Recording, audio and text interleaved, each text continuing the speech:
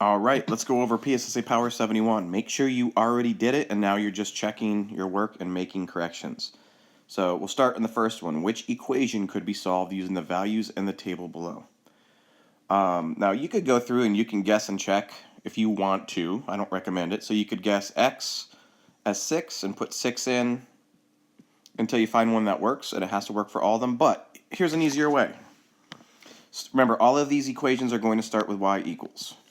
Now, I'm looking first for a simple addition or multiplication rule. So I know 6 plus 3 is 9, 7 plus 3 is 10, 8 plus 3 is 11, 9 plus 12.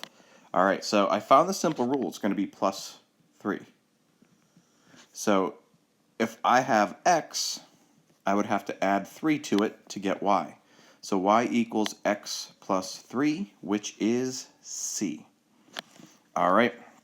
Let's move over to some fun ratios.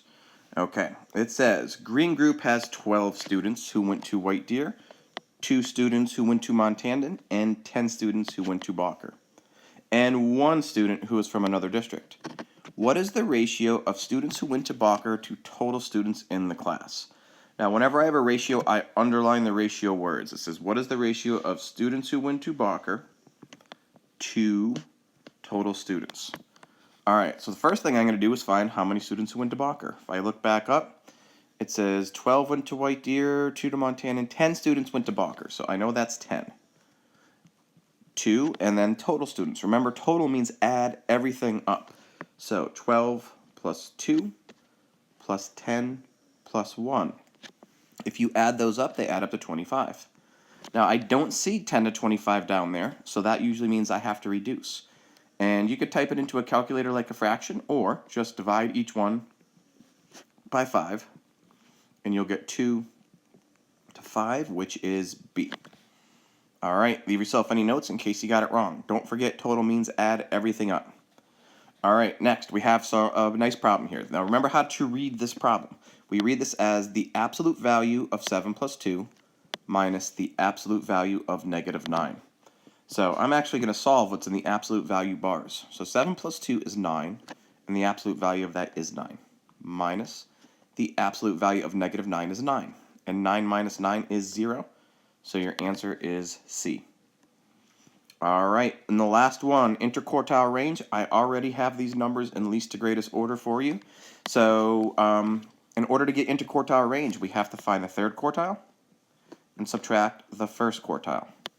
And to do that, we have to start by splitting these numbers in half. So when I count the numbers, there's 1, 2, 3, 4, 5, 6, 7, 8, 9 numbers, which is odd. So that means we have to take that middle number out. So if you have 4 here, there's your median, 4 here. Remember, the 15 we don't need for interquartile range. But we have our lower half of data and our upper half of data in these boxes. And the quartiles are the middle of those. So, since there's 4 numbers in the lower half, the middle has to be between the 9 and the 11, which would be 10. So quartile 1 is 10. Now if we do the same thing to the right, we have 17 and 27. The middle are 20 and 22. And the middle of those two numbers is 21. So quartile 3 is 21. And then just subtract the two quartiles. 21 minus 10 is 11. All right, take some time, make all corrections. Leave yourself any notes on the back, because the back will be graded. And I'll talk to you later.